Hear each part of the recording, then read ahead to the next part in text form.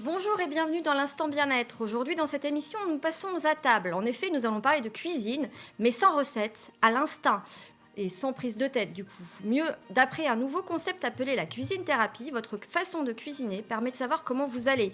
C'est notre reportage, regardez-le, on se retrouve juste après pour en parler avec une psychologue. C'est une thérapie par la cuisine. C'est en fait inspiré d'art-thérapie. Quand l'art-thérapie utilise la peinture, l'écriture, le théâtre, la danse, eh bien la cuisine-thérapie utilise le médiateur cuisine pour aider des personnes à déposer des émotions. Je suis partie en Nouvelle-Zélande, loin de tout et aussi loin de mes recettes. Et là-bas, j'ai appris à cuisiner complètement différemment. C'est comme ça que j'ai eu l'idée d'utiliser la cuisine sans recette pour accompagner des personnes dans ce même cheminement. Donc encore une fois, on n'a pas besoin de savoir cuisiner, ni même d'ailleurs d'aimer ça, pour que la personne puisse venir déposer des choses qui sont importantes pour elle, dont certaines fois elle n'a pas forcément conscience, mais qui vont pouvoir émerger parce qu'il y a justement ce temps de créativité qui permet de lâcher avec tout le côté cérébral qu'on a souvent surdéveloppé. En cabinet, je reçois beaucoup de gens qui sont en souffrance avec l'alimentation, qui ont des troubles du comportement alimentaire ou une alimentation en tout cas troublée. Et en fait, les ingrédients deviennent autre chose qu'une source de souffrance ou de mal-être et en fait deviennent l'objet de créativité. Et au final, c'est ça que je voulais pour mes patients, tout simplement pour justement revenir à de l'émotionnel, du corporel, lâcher avec le mental et se laisser aller, se laisser porter par leur créativité. C'est des ateliers qui se passent en individuel ou en collectif, à savoir déjà une étape d'accueil pour essayer de comprendre quelles sont les attentes de la personne qui vient en atelier, avec quoi elle arrive aussi, quelle est sa météo intérieure. Ensuite, il y a un temps qui est très important, qui est un temps d'échauffement. Donc là, ça peut être des activités de relaxation, de visualisation, de dégustation en pleine conscience, pour aider la personne justement à lâcher avec son mental et à se préparer à cette phase de créativité. Ensuite, il y a justement la phase de création culinaire et d'improvisation culinaire à proprement parler. Donc là, les personnes passent en cuisine et vont être conduites à suivre une ou deux consignes créatives pour justement avoir un élan pour se lancer sans recette en cuisine. Et à la suite de chacune de ces activités, il y aura un débrief, un accompagnement verbal par le praticien évidemment, pour permettre à la personne de poser des mots sur ce qu'elle a créé, pour essayer de comprendre le message que sa création a à lui transmettre. Les personnes sont vraiment ciblées au départ quand elles arrivent sur leur corps. C'est-à-dire que je viens vous voir parce que j'ai des kilos en trop. Et en fait, quand elles ressortent des ateliers, quand je reprends contact avec elles, elles se rendent compte que finalement, c'était pas la bonne cible et qu'il y avait quelque chose d'autre à travailler derrière. Et en général, c'est la confiance en elles-mêmes et, et leurs émotions qui étaient le problème. Comme vous avez pu le constater dans ce reportage, c'est moi qui suis en cuisine et même je suis cuisinée par la praticienne. J'avoue que j'ai été un peu secouée par la séance. Avec nous pour en parler, Myrtille. Vous êtes psychologue clinicienne, psychothérapeute à Périgueux et j'avais envie d'avoir votre expertise sur cette thérapie par la cuisine. Alors en tant que psychologue clinicienne, que pensez-vous du recours à l'art ou à d'autres formes de créativité en séance et comment cette forme d'expression spontanée peut-elle aider l'analyse, le travail d'analyse ? Alors, je suis ouverte à l'art, évidemment, en thérapie. Freud, l'inventeur de la psychanalyse, a bien dit que l'art était une sublimation et permet à de nombreux patients, en fait, de pouvoir dépasser leur souffrance, de vivre avec leur pathologie et de justement que la pathologie ne prenne pas le dessus, mais qu'ils en fassent, en fait, qu'ils transforment leurs symptômes et qu'ils en fassent quelque chose. Et souvent, pour ces personnes-là, des artistes, comme, enfin, on sait par exemple, on sait très bien tous que Van Gogh s'est coupé l'oreille. Il avait un rapport à la folie, mais grâce à l'art, il a pu exprimer des choses, il a pu se dépasser, il a pu créer du lien social, il a pu être en lien avec les autres. L'art-thérapie, bien sûr, mais souvent, c'est des formations, très encadrantes, sur la durée, qui prennent du temps. Évidemment, je pense que des ateliers, de cuisine, ça peut faire du bien. Après, j'ai un petit peu peur du mot thérapie, qui du coup est galvaudé. Parce que entre guillemets, «le commun des mortels», il va être perdu entre déjà, très peu de gens font la différence entre un psychiatre et un Ça psychologue c'est vrai. et psychothérapeute, thérapeute, enfin c'est un peu des mots comme ça passe-partout. Or, je tiens quand même à rappeler Enfin, on ne s'improvise pas psychothérapeute. Seuls les médecins qui ont quand même fait un sacré nombre d'années d'études et les psychologues qui en ont fait un peu moins, mais qui en ont fait quand même aussi beaucoup, peuvent obtenir via l'ARS le titre de psychothérapeute. On ne s'improvise pas psychothérapeute et là on est bien d'accord. D'ailleurs, nous praticiens cuisine-thérapie, nous ne revendiquons pas ce terme qui est encadré.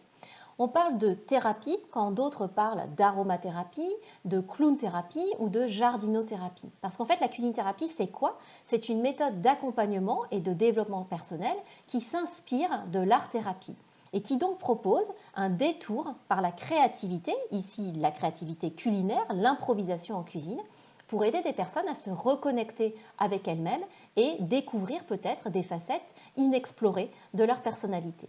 Donc en fait, la cuisine-thérapie ne se substitue pas aux autres approches issues de la médecine, à savoir la psychothérapie, la psychanalyse, mais propose seulement une alternative à la verbalisation pour les personnes qui ont envie de partir à la rencontre d'elles-mêmes en passant peut-être par un autre médiateur que le langage. C'était l'objet de ma Oui. deuxième question à propos de ce fameux mot thérapie qu'on voit un petit peu à toutes les sauces. Pour vous, en tant que professionnel de la thérapie précisément, y a-t-il un danger à utiliser, à galvauder ce mot de thérapie?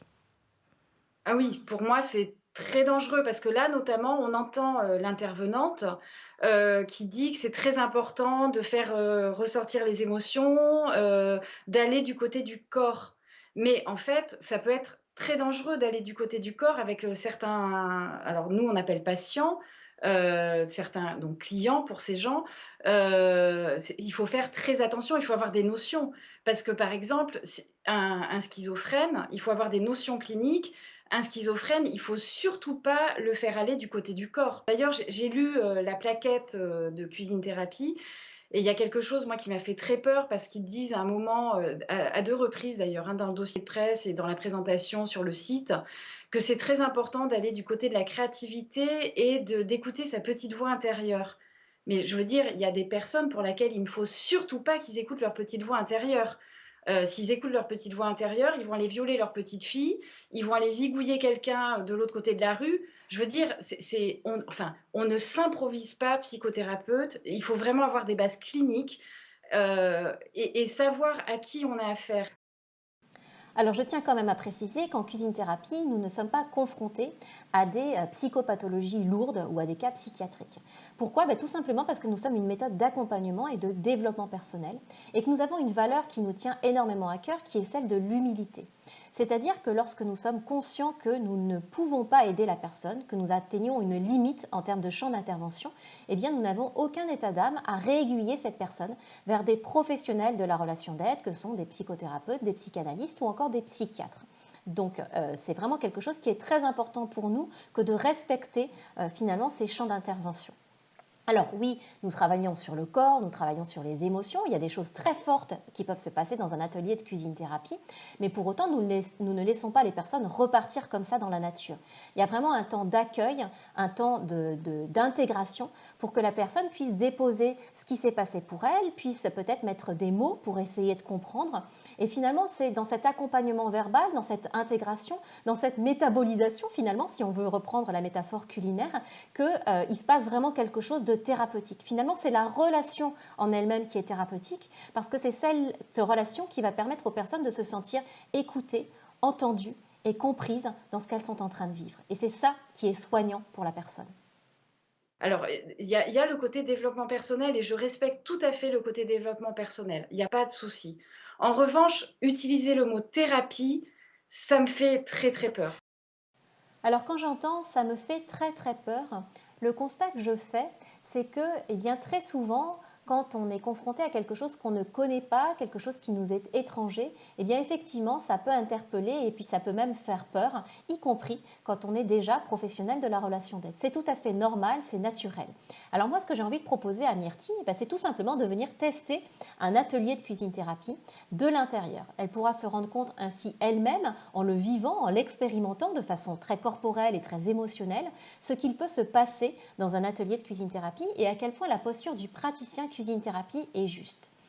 Et puis le deuxième constat que je formule, c'est que en tant que fondatrice de la cuisine thérapie, on a encore un gros travail de pédagogie et de communication à faire pour permettre aux personnes de comprendre ce qu'est la cuisine thérapie et puis aussi ce que ça n'est pas, et pour leur permettre de mesurer tout ce qui peut se passer dans un atelier. Alors si vous aussi vous avez envie d'en savoir plus sur la cuisine thérapie, je vous invite tout simplement à venir sur le site cuisine-thérapie.com, à visiter les réseaux sociaux, la page Facebook, Instagram. Vous allez voir qu'il y a pas mal d'articles de blog qui expliquent un petit peu toutes les origines et tous les fondamentaux de cette méthode.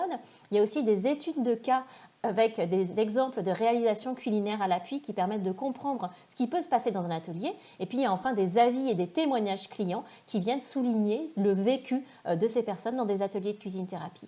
Et puis je suis évidemment à votre disposition si vous avez la moindre question au sujet de la cuisine thérapie. Je vous dis à très bientôt. Merci de nous avoir accueillis sur votre divan chez vous. On se sent déjà beaucoup plus éclairé, beaucoup mieux. L'instant bien-être, c'est maintenant terminé. Je vous dis à la semaine prochaine et surtout, prenez soin de vous.